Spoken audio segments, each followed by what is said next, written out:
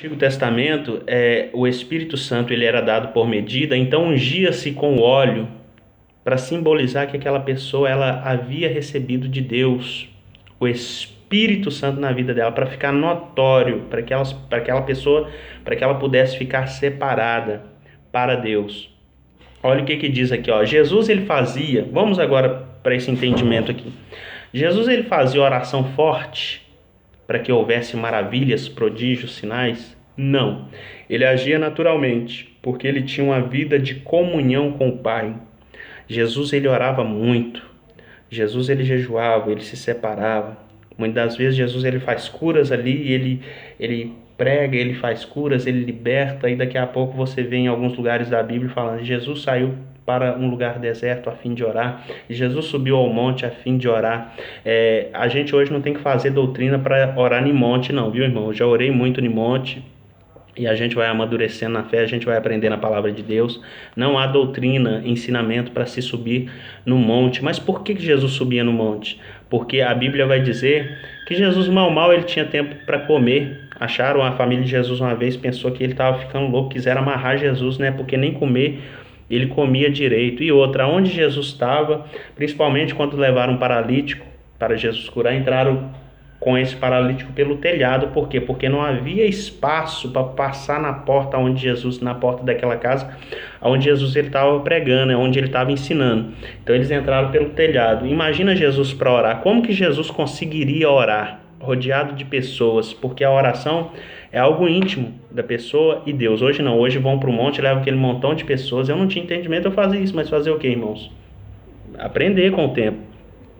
Hoje sobe aquele montão de gente no monte. Jesus ele subia sozinho, se separava sozinho para orar. Mas hoje leva aquele montão de pessoas no monte, leva câmeras, filma, tira foto, selfie.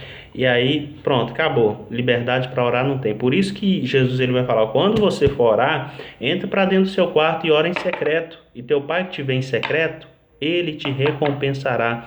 A oração ela é algo íntimo da pessoa com Deus. Não precisa de ninguém ver você orar. É algo seu e Deus, é algo íntimo. Por isso que Jesus ele fala: quando você orar, entra para dentro do seu quarto, fecha a porta, fechando a porta, orarás ao teu pai que está em secreto. E teu pai que vê você em secreto, ele te recompensará. Então vamos ver se Jesus ele fazia oração forte para curar alguém, para expulsar demônio.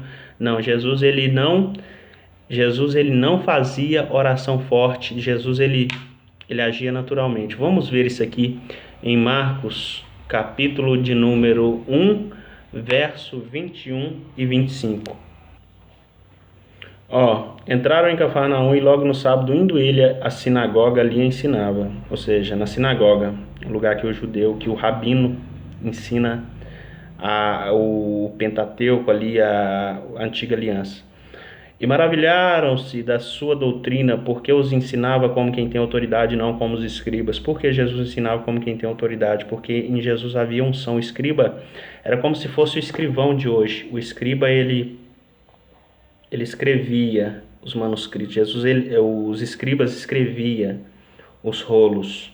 Então era uma espécie de escriba. Por isso que o escriba ele sabia onde ficava cada palavra. Mas vai falar aqui que Jesus ensinava como quem tem autoridade, porque curava, libertava, restaurava. Jesus ele era diferenciado. Os escribas não, ensinava mais ensinava a palavra seca, do jeito que é. Olha o que diz, versículo 23. Aí estava na sinagoga deles um homem com um espírito imundo, o qual exclamou dizendo: que temos contigo, Jesus Nazareno? Vieste destruir-nos? Bem sei quem és, o Santo de Deus. Então Jesus não fez oração forte, como o pessoal diz aí, né? Oração forte, na verdade, o termo ele não é esse, o termo não é oração forte, o termo é oração, se fosse, seria oração de libertação para libertação. Mas eles falam oração forte. Uma coisa eu te falo, oração forte é aquela que Deus atende, amados. Não existe. Isso aqui não é oração forte. Senhor amado, Senhor querido, vai libertando agora, vai tocando aonde essa pessoa estiver agora. Isso aqui não é oração forte. Isso aqui você está imitando um narrador de futebol. Por exemplo, quando você vê o Galvão Bueno ele narrando um futebol, você fica o quê? Emocionado. O que é isso? Uma narração. Isso deixa você arrepiado. Por quê? Porque é emoção. né? Um locutor de futebol. Esse locutor de rodeio que morreu agora há pouco, o Asa Branca, quando ele ia narrar um rodeio, muitas vezes ele descia de helicóptero na arena. E ele começava a narrar, já começava a falar, e as pessoas nas arquibancadas do rodeio se emocionavam, as pessoas ficavam ali emocionadas, cheias de sentimentalismo. Então, o que que é isso? É a locução. Isso aí, quem estuda homilética vai saber que existe práticas para fazer pregações, para colocar, para fazer com que aquelas pessoas ali elas fiquem prestando atenção no pregador. Mas isso não tem nada a ver com o quê? Isso não tem nada a ver com unção. Isso não, locução não tem nada a ver com unção, gente. Vamos aprender isso, vamos tirar aquilo que a gente aprendeu, vamos deixar Deus quebrar as fortalezas aí que está na nossa mente. Unção não tem nada a ver com isso. Unção é isso aqui, ó. Jesus pisou na sinagoga, às vezes aquele demônio já estava ali, aquele espírito imundo há muito tempo. Mas Jesus pisou na sinagoga, o demônio já falou: "Que temos contigo, Jesus Nazareno? Vieste destruir-nos? Bem sei quem és, o Santo de Deus." Aí Jesus falou desse jeito assim: "É mesmo, demônio, eu sou o Santo de Deus, eu sou ungido mesmo, não sou demônio. Olha como é que eu sou ungido, o demônio falou que eu sou o Santo de Deus, gente, eu sou o Santo de Deus, ó.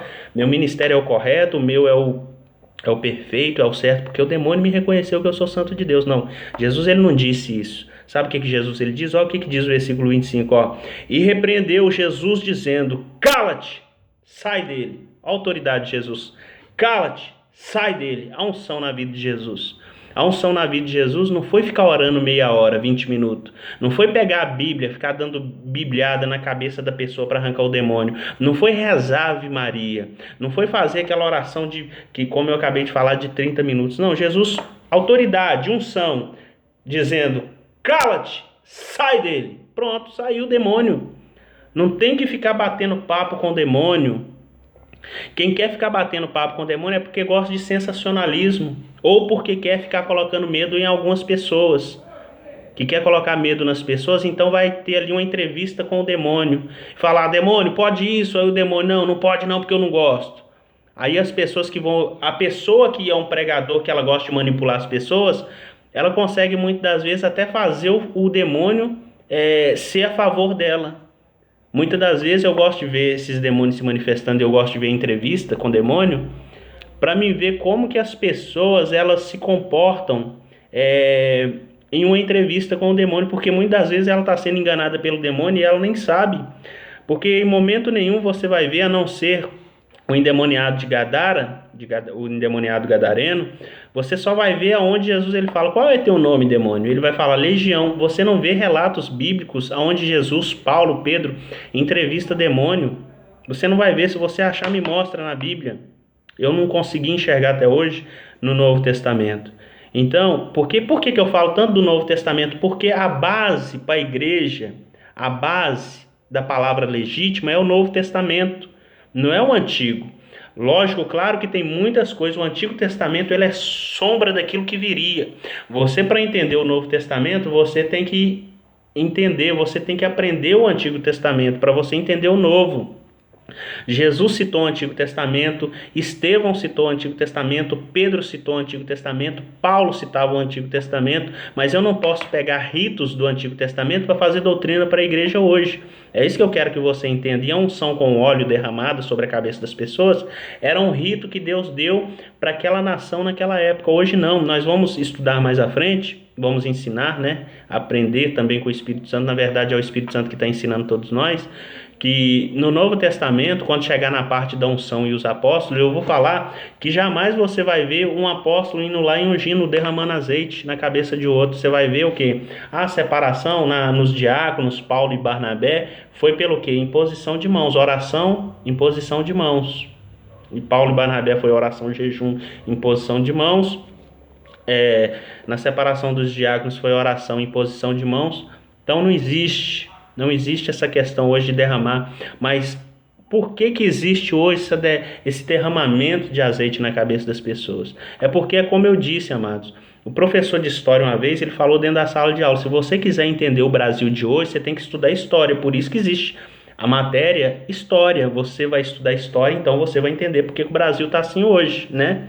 Então, para você entender por que a igreja está assim hoje, você tem que ir lá atrás, você tem que estudar a igreja do século I, século II, século III. A partir do século III é onde começou essa questão de ungir com óleo, aonde Constantino ele separava as pessoas ali que tinham um poder aquisitivo maior e já colocava lá para tomar conta da igreja. Foram colocando essas pessoas como pessoas superiores às outras, aí para falar, não, aquela pessoa ali tem que as pessoas têm que respeitar aquela pessoa ali.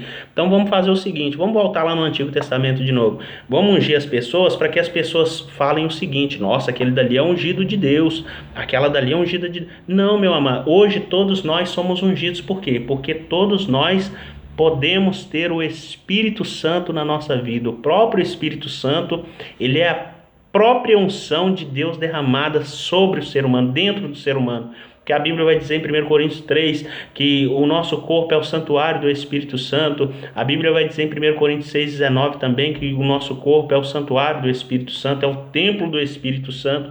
Então o Espírito Santo é a própria unção dentro do ser humano. Eu vou continuar no outro vídeo em nome de Jesus.